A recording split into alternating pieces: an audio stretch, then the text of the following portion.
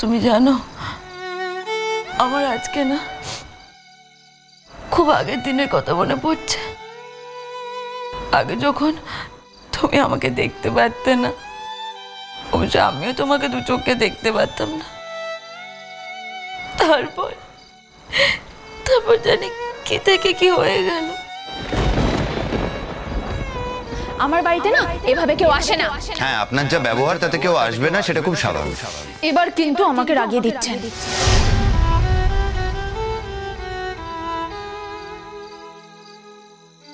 Sir, আপনাকে এবার যেতে হবে। হ্যাঁ, এই তো যাচ্ছি। এই যে, আরে চিন্তা নেই, আমি আছি। একটা রিকোয়েস্ট করব, আমি যেন বেরিয়ে সবার আগে তোমাকে দেখতে পাই। এত লোক থাকতে আমাকে প্রথম। ফর আ চেঞ্জ তোমাকে। কথা দিলাম আমাকে দেখবে তুমি প্রথম। Thank you. তোমরা এসো।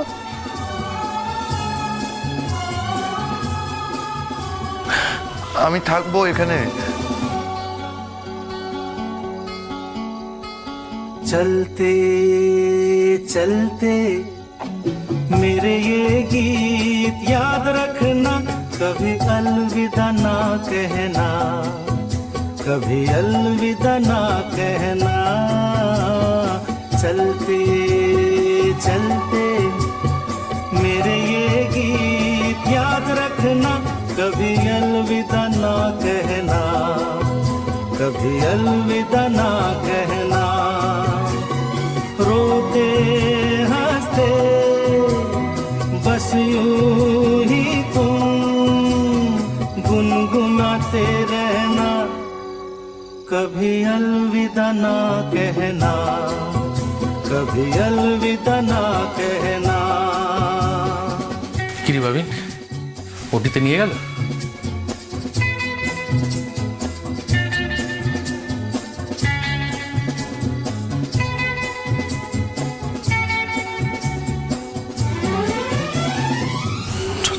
বসবে, চল।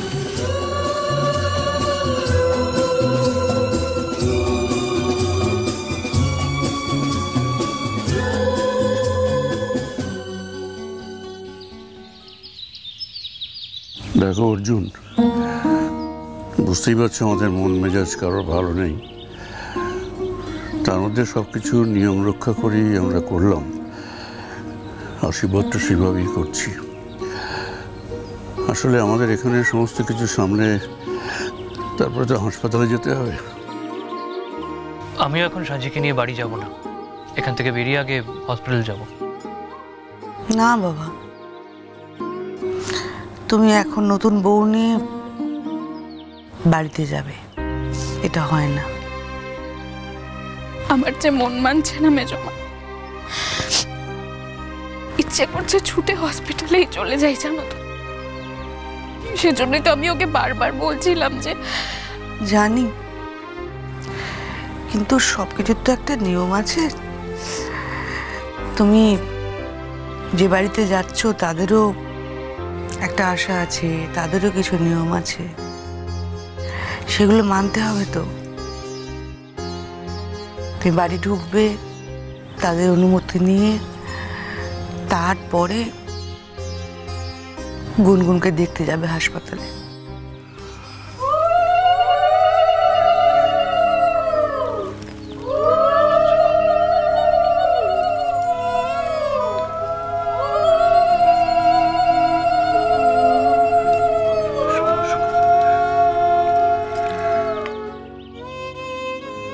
ভালো থাকো, ভালো থাকো অর্জুন। দেখো সাজি যে কষ্ট ভোগ করেছে, যে অসম্মান পেয়েছে, তোমাকে দেখে আমার মনে হচ্ছে তুমি সেই মানুষ, সাজিকে সাজি সম্মান তুমি ফিরিয়ে দেবে। যে ক্ষত ভোগ করেছে, তুমি পারবে সেই ক্ষতের প্রলেপ দিতে। অনেক ভরসা করে আমি তোমার হাতে সাজিকে তুলে দিচ্ছি অর্জুন। দেখো আমার সেই ভরসা যাতে নষ্ট না হয়। যেটাই মুখে প্রতিশ্রুতি দেব না, আপনি ভরসাটা ঠিক জায়গায় রেখেছেন কিনা নিজেই মিলিয়ে নেবেন। থাক থাক থাক থাক। আমাকে ভুলে যেও না জ্যাঠাই। বিয়ে হয়ে চলে যাচ্ছি তো, সেজন্য ওকে দূরে সরিয়ে দিও না। না না না, তোমরা কে কে আশীর্বাদ করে পড়বে এখানে চলে এসো সবাই।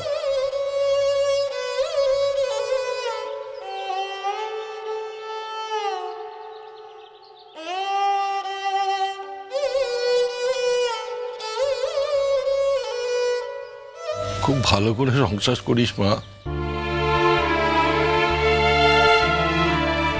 অর্জুন,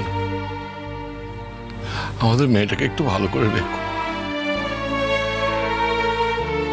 ওর তো তেমন কোনো চাহিদা নেই, খুব কম চাহিদা মেয়েটা। ও শুধু একটু ভালো ব্যবহার চায়। ওকে একটু ভালো করে রেখো বাবু। আর একটা কথা বলবো, তুমি তো আমাদের বাড়িটাকে বুঝে গেছো, মাঝে মাঝে মেয়েটাকে নিয়ে এসো। মাঝে মাঝে নিয়ে আসবো কেন? ও স্বাবলম্বী মেয়ে, একা একা কলেজ যেতে পারে যখন, একা একা বাড়িও চলে আসবে। দেখুন, সবসময় তো আমার আসা সম্ভব হবে না, তাই ওর যখন ইচ্ছা ও এখানে চলে আসবে। ওর একটা রেসপন্সিবিলিটি আছে এই বাড়ির প্রতি। খুব ভালো কথা বললে বাবা, খুব ভালো কথা বললে। আমরা তো এখন বিপদের মধ্যে আছি, তা কোনো কিছুকে আঁকড়ে ধরতে পারলে না, আঁকড়ে ধরতে চাই না। না, তুমি প্রণাম করতে হবে না, প্রণাম করতে হবে না।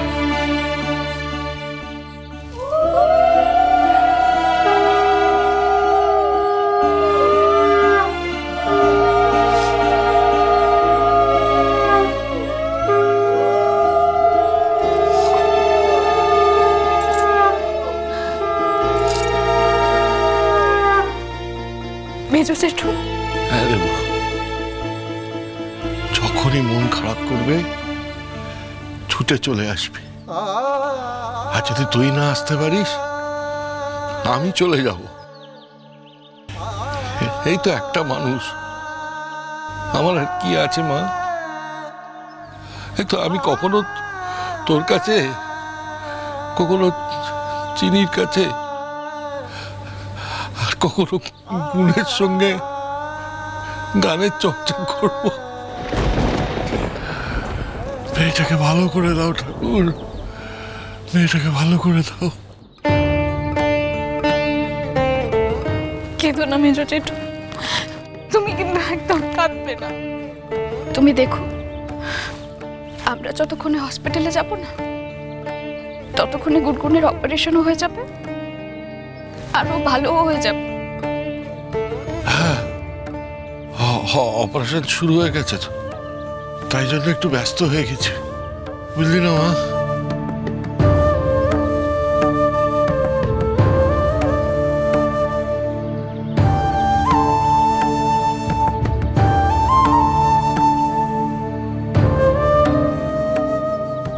ভালো থাকিস সাজি, ভালো থাকিস মা।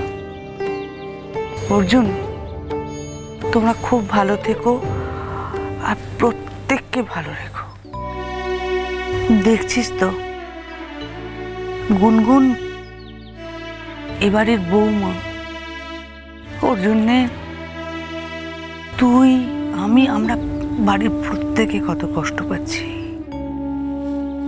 বড্ড ভালোবাসি তো,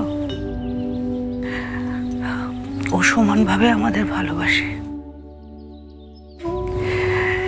যেদিন অর্জুনের বাড়ির প্রত্যেকে তোকে ওরকম ভালোবাসবে, তোর কিছু হলে তারা কষ্ট পাবে, সেদিন বুঝবি শুধু ভালো বাড়ির বৌমা না, তুই একজন ভালো মানুষ।